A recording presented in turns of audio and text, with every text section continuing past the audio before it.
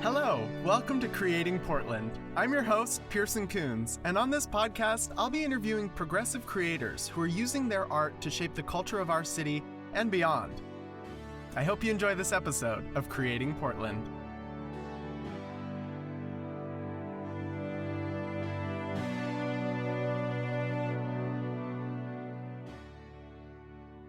Hello, everybody. Welcome to the podcast. We are here with another incredible guest. This is TJ Acena, and he is a writer and journalist, a queer writer and journalist who's lived in Portland since 2008. TJ, welcome to the pod. Thank you for having me. TJ, I'm really excited to have you here, especially because I know you're going to be talking theater with me, which is one of my favorite things to talk about, as I'm sure listeners know. And but I'll just start broad, and I'll ask you, how are you a part of the creation of Portland? How are you helping to create the culture and the city? It's funny because I think of myself as a writer first, but becoming like a freelance journalist has been such a huge change to how I see how I contribute to the art scene in Portland. Being a writer, I mean, I'm involved in the writing community, and I know that we think of writing as a solitary thing, but I had writing groups and we would meet regularly to work on stuff or just generate new material. I would go to readings, and all of that has kind of fallen by the wayside. So just kind of being part of that community mostly how I've been participating in the art scene in Portland. And then a few years ago, I was awarded a grant to go to the National Critics Institute at the Eugene O'Neill Center, which is in Connecticut. And I did this week-long intensive on theater criticism and some other kinds of criticism too. And then I came back and suddenly it was oh, you're a theater critic now. And people started asking me to write for them. And so I've written for I've written for the Oregonian and the Mercury and Oregon Arts Watch. And then I've also done some freelancing for some other publications, and specifically American Theater Magazine, which kind of helped fund that grant program. So the last couple of years I've just been doing theater reviews, which is funny because I did not study theater. That's not my background. Oh, interesting. I studied English and writing. So so yeah, then I've been, I'm trying to think of how many reviews I've done by now. Maybe 100 or oh my more. gosh. Yeah, obviously it's a lot different now because live theater is not happening.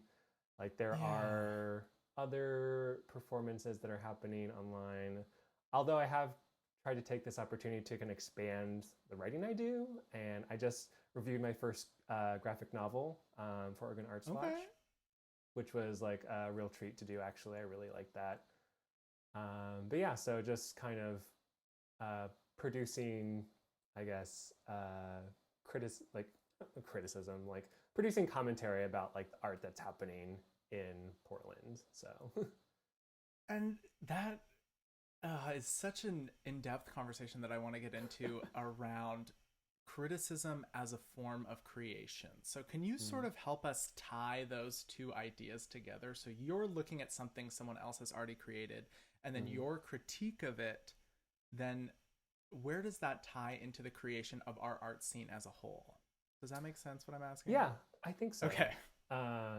So I think I would say first that I consider that criticism can be art, because I consider writing to be art. So, I mean, we've all read reviews of movies or albums or something that just it really excites you, or if the writer has a really interesting voice or perspective, it really can deepen your appreciation of whatever it is the subject is, or just kind of give you really something to think about. And so on that level, I think there's this connection between criticism and art itself. But then also I feel art critics become part of they become part of like a public conversation about art. And I remember when I first started doing this, I got to interview Che Yu, who is like who was the artistic director of Victory Gardens in Chicago, and he talked about like the idea of like the artist is, or the critic is a person who is like creating a public conversation that people can respond to, or that people, or when people see something, then they're kind of, you see a piece of art or you see a play and you think about it, and then you read a piece of criticism about it, and then you think about how you see things differently now, or how a different person would perceive something. And because the thing is about, you know, any kind of art is like it's super subjective, and so like, you know, it's really, you know, we come to everything with our just like our own perspectives, and so it's interesting to like read other people's perspective, but then also like I think what a good critic should do is help an audience member understand why a piece of art is not necessarily good, but like why it works or it doesn't work.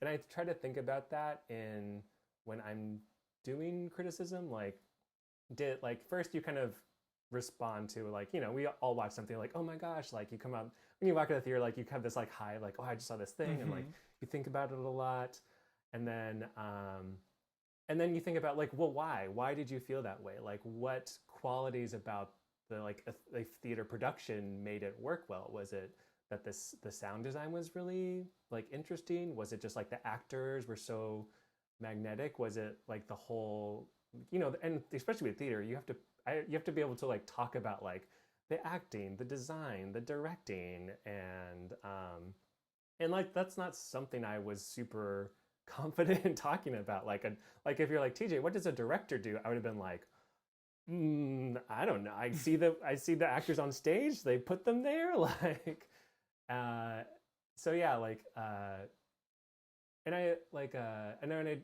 when you do like a book review or something, you talk about like what is the writer doing that's engaging the reader, or like how it, like you're kind of trying to show the reader of the criticism like the bones of what makes it good, I think.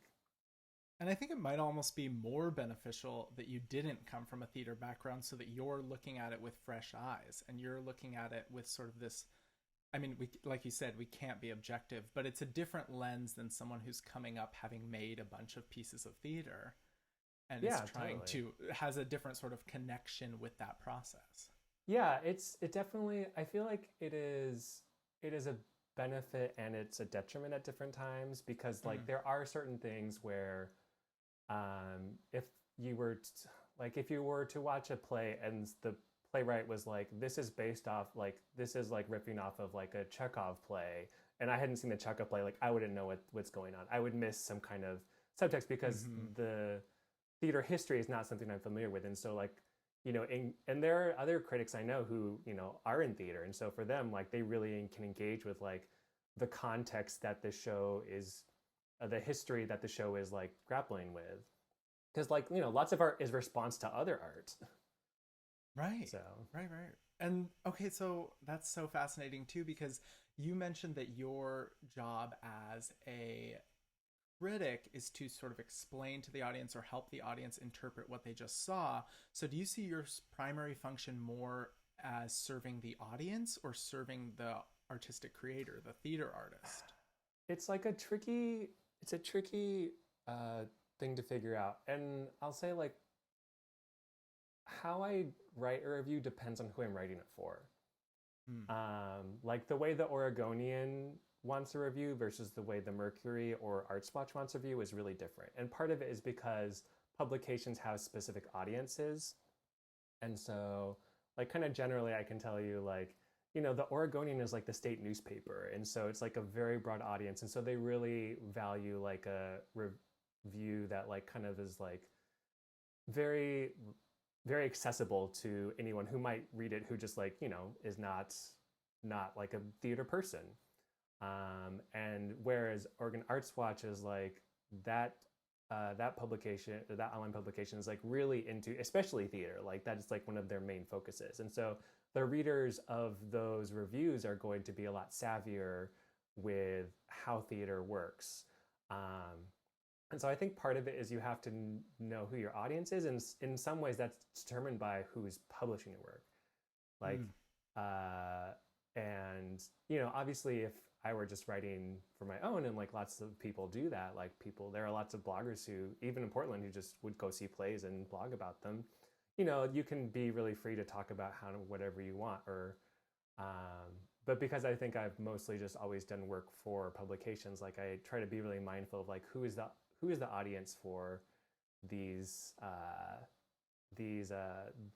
publications, and also sometimes just like kind of like what you can get away with, because like, you know, the Oregonian specs kind of like a very kind of professional review, whereas like when I would get to write for the Mercury, they could like, you could be really fast and loose and snarky if you wanted to be. Like they were like, you know, they have like this, they have a voice for the publication. So wow, fascinating. Yeah, and I'm curious to see where other critics place that importance too, whether it's with the audience or whether it's with the performance. And yeah, but I think everyone sort of gains something from the perspective you're offering. Well, I think also for me, like especially when I review theater, like I think about the ideas, like I want to, even if I'm writing for like the Mercury, and which also gives you like usually, because it's like I also have word counts, so like you know, like the Mercury would give me the smallest word counts, and so it's kind of like I want to kind of think about the audience of this paper, but I also want to make sure that like I guess like the theater community takes it seriously, in the sense that like they're like, TJ knows what he's talking about, or like he at least, or if he doesn't know what he's talking about, like he has like a very like he has an understanding of what's going on, because you don't want to be like, it's really easy to just like be glib about something, but like I think digging in shows, I think it would come through to the readers, but also like, you know, you want people to take your reviewing seriously, and so you want to show them that you know what you're talking about. And I think even if people don't agree with you, I think the key is to like, if you're going to make us claim about something like this show was bad, like you need to back it up with like some real like strong evidence, and just be like, no, it's bad for these reasons, or the reason the show is good is for this and this and this and this. So they can't just be like, well, he doesn't know what he's talking about. Like, cite your sources. Yes, I feel like I'm in my English class right now. Yeah. Absolutely. Okay, well, let's talk a little bit more generally then, beyond just your work. What is your impression of the art scene as a whole in Portland, in terms of the things you like about it, the things that are working and that are strong, and then maybe the things that we need to start improving on and working towards making better? So I feel like Portland has a very strong art scene, and like it's, you know, obviously limited to the things that I interact with the most. Like the writing scene is surprisingly strong here. I mean, we have a lot of independent bookstores. There's, oh God, like there is this, when there were readings, there was like this Instagram, I think it was, that listed readings almost every night of the week. Like you could go to a reading almost like multiple times a week in Portland. There's a ton of great literary organizations here, like the IPRC, Literary Arts, Tin House, The Attic, that are just have a lot of resources to help cultivate writers. And I think in theater, like I think that it's interesting because like I feel like since I've been here for like 12 years now, I feel like how I watch theater changes. Like when I first came here, like I know a lot of people in theater, which is part of the reason I got into this. But you know, I'd see a lot of people's friends plays like outdoors or in people's garages and stuff like that. And I remember thinking for a long time, I'm like, I feel like Portlanders don't put in the time to polish things. Like I remember seeing a lot of plays and be like, this is messy. Like, and I Mm. understand, like, you know, there's a lot of constraints to making, especially theater, because it's like, how long can you ask people to rehearse for, especially if they aren't going to make very much money? Like, what kind of like resources do you have available? I mean, like, but I just remember like I've seen like a lot of theater and performance where just like this needed like another week or two of rehearsals or something. um, and then there's also like, you know, there's also like the larger theaters in the city, and like I felt like a lot of them have played it safe for a long time, and like I am just like I just like saw shows. I'm like, yeah, it looks nice, but like uh, this is not like I don't know pushing any boundaries or anything. And I feel like they're starting to wake up to that. Hmm. Um, but yeah, and like it's funny because like I know I see a lot of theater, but I don't really know a ton about like what it's like for people in theater in Portland.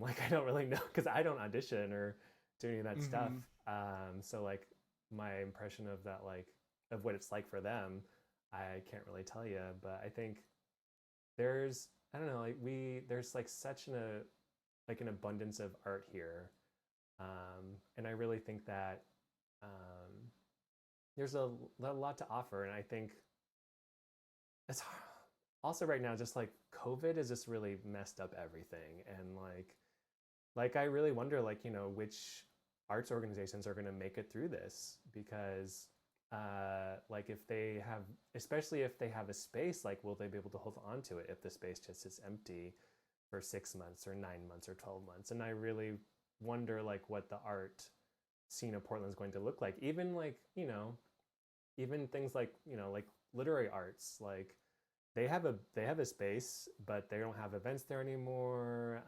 Everything's online. Like you worry about like what's going to be like, and this is a problem that's been like space has been a problem in Portland. I actually wrote like a article about this for American Theater Magazine about basically like how gentrification also affects commercial buildings, and so it becomes this thing where you have a big open space like this like scrappy theater company comes in and like rents it, and then the landlord's like actually we could put a craft brewery in here and make a like way more money, and the Right. space just disappears. Like I remember there was like a couple years when like I think it was like several arts like some theater companies and dance companies lost their spaces because they just could not afford them anymore. So and that's something that like uh and that's something that like you know artists can't fix. Like we can't just Right. like buy more tickets to like it's like and like the city has to step in, and someone like someone in like at a government structure has to step in and make these a priority. Like music venues too are also like in danger of disappearing right now. So it's like if and like you know I remember when COVID happened, everyone's like, support your local businesses, and it was like, I can't keep like my local restaurants going. Be like, I don't have the money to do that. Like, I can't just Right. keep buying books from every bookstore. Like, I have limits too, and I think there's like, I think we need like leadership, city leadership on this, and I also think though that's something that like artists need to think about, like because um, you know there's power in politics, and if and like the thing is like you know I like to think of like the city as our there are like we elect them, like they answer to us, and if we need things from them we need to demand it. Otherwise they're just going to like let it slide.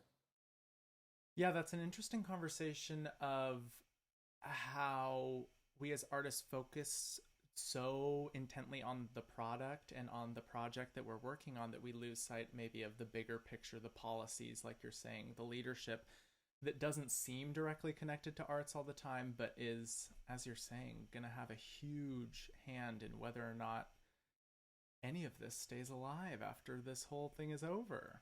Yeah, and I think the thing to think about is that like we're all in this together. Like the the problems of the city like gentrification is not just like It affects like communities of color. It affects local businesses. It affects arts organizations. It affects like single parent families. Like we're all tied into this, and you can't think that like it's not. So when like if you're an artist and people in your community are talking about like the problems with gentrification or the problems with like or just like the way like the federal government has just whatever up to us like left us to like starve.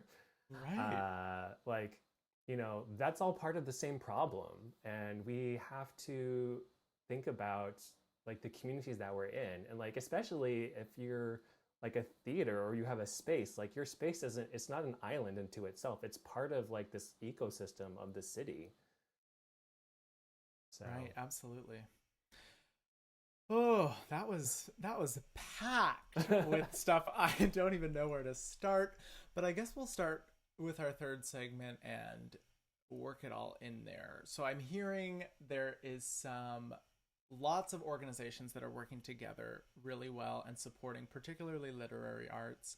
I'm noticing what you're saying around that, but then where are we headed and what do we need to improve on in the Portland art scene? What's your hope for where we're headed, more in terms of theater, I guess, where you're noticing these more unpolished productions, and then we're noticing these not very risky productions from the bigger houses? What does this look like in the future? I mean, so I don't know if you are familiar with like the We See You movement. Yeah. Yes, absolutely.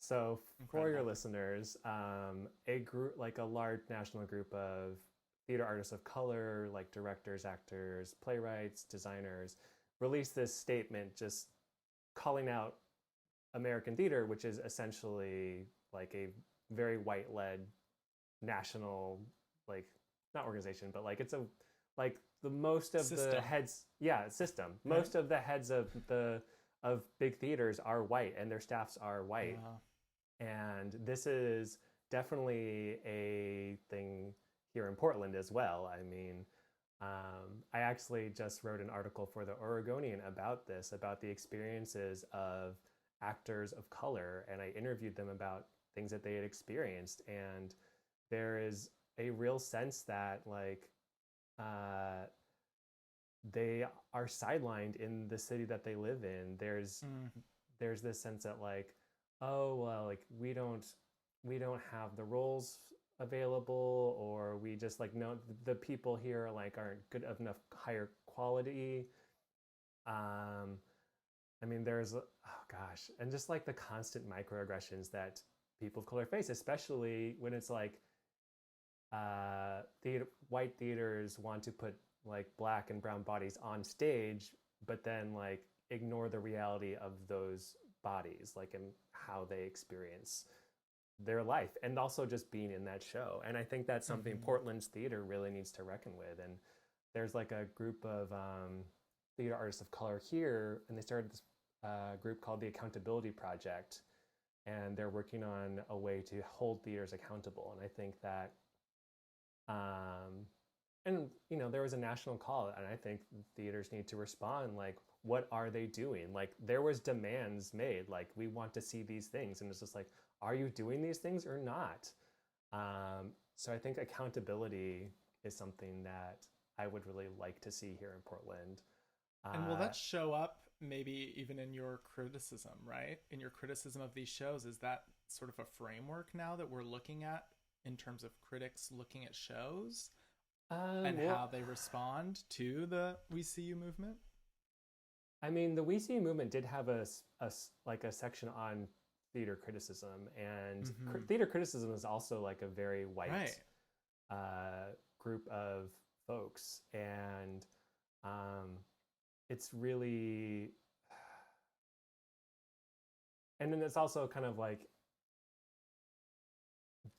this gets into like this kind of taps into this larger problem of journalism, which is journalism itself is in trouble. Like Mm. there are no full-time critics in Portland. The Oregonian got rid of theirs like several years ago, and so everyone is just freelancing. Uh, and not everyone wants to cover every show. I think Arts Watch is the only publication that was like, we want to cover everything. But like, you know, these papers cost money to run, and editors to make decisions about what is and isn't covered. So in some ways, like, it's restricted by that. Like, what does an editor decide is important to cover? But I think there's like a huge question of, for critics, me included, of like, when you see a piece of art, like, do you understand like the racial dynamics of what's happening in it? And like, you know, for me, like, if I were to, just because like I'm a person of color doesn't mean I can watch like a show like, you know, about like African experience and be able to talk deftly about it. Like, I might mess up too. And I, you know, like, I did that Critics Institute in Connecticut. That was like, I think there was like 15 of us who were chosen to do it. And that's like, it happens once a year. Like, locally, like, there's nothing to do that kind of work. Like, there's nothing to train people to become critics or to develop their voices, which I think is also a thing where, and this is just like my bias, I guess. It's like, yeah, it's like anyone can start a blog and do that, start becoming a theater critic. But like, also, like, this is work, it's labor, and it needs to be compensated. I can tell you that like I work full time. Like, I do theater criticism as a side hustle, and I do not rely on it at all to make money or provide me benefits, because like there's no money in it. Like, I kind of do it to see free shows and to be able to like be a part of this conversation. And I think if we're going to like create like a more diverse group of critics, there needs to be opportunities, and those opportunities need to be funded. And like, I don't know how that happens. Like, you know,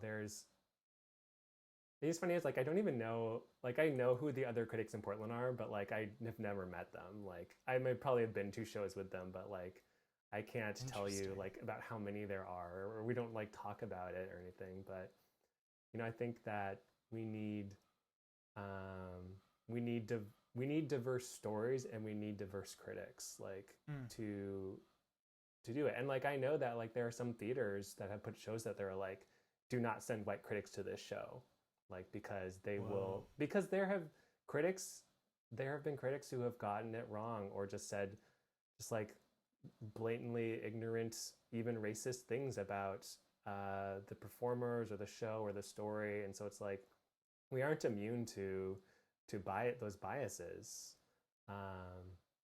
So like, I think about this a lot. It's like, how could we have like a more robust, you know, art criticism scene in Portland, in a way that is like, you know, equitable, and people invest in it. And like, it feels like the current model of journalism just isn't going to make that happen.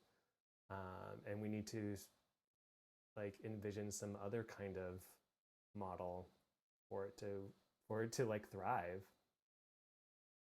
Whoa. Yeah, that is a huge undertaking, but absolutely necessary. Okay, well, I feel like I could talk to you for hours about this kind of stuff, but we are wrapping up, so wow. I know that just flew right on by. TJ, where can people find you and your articles on the internet? If you're interested in my articles, I have a website, which is just my name, tjacena.com. I'm on Twitter. And I'm going to plug, I have a short story coming out next year in an anthology of work inspired by Ursula K. Le Guin, set to be published from Forest Avenue Press, fall 2021. So, and see, we didn't even get into your fiction writing. Yeah. Which is I mean, there is so much to do. We might even have to have you back on just to talk about that. Wow. Yeah. I write about, just real quick, I write about like gay people in weird, unsettling situations is generally, I think, what my gist is. Okay, so very relatable to the gay experience. Yeah. I love that. Okay, well, we will check that out and check out TJ's stuff on the website, which we will link below. And yeah, thanks so much for coming on, TJ. Thank you for having me. Bye. Bye.